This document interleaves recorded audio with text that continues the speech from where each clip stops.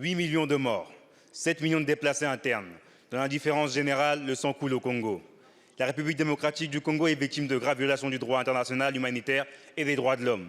Je vous parle de crimes contre l'humanité, de crimes de guerre, de viols, d'exactions contre les enfants et les femmes, d'enrôlement forcé d'enfants soldats. Le sang coule au Congo. Depuis 25 ans, la ville de Goma, le nord et le sud Kivu sont confrontés à une crise humanitaire et sécuritaire déchirante. Les institutions internationales reconnues sonnent l'alarme depuis trop longtemps.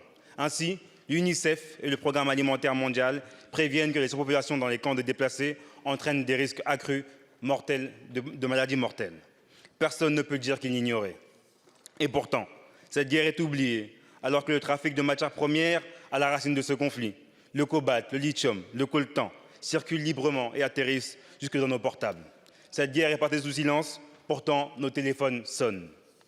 En mars 2023, le président de la République, Emmanuel Macron, est venu tenir une conférence économique sur les minerais stratégiques à Kinshasa.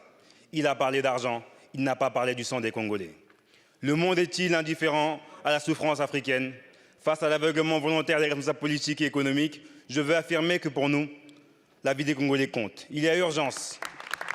Le M23, groupe armé directement soutenu par le Rwanda, selon les rapports des Nations Unies, s'est rapproché de Goma, ville de 2 millions d'habitants. Nous avons le devoir d'agir.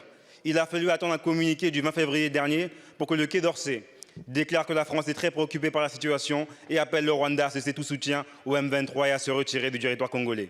Les mots sont importants, les actes le sont plus encore. Alors, Madame la Ministre, allez-vous geler vos coopérations militaires avec le Rwanda et procéder à des sanctions économiques et diplomatiques?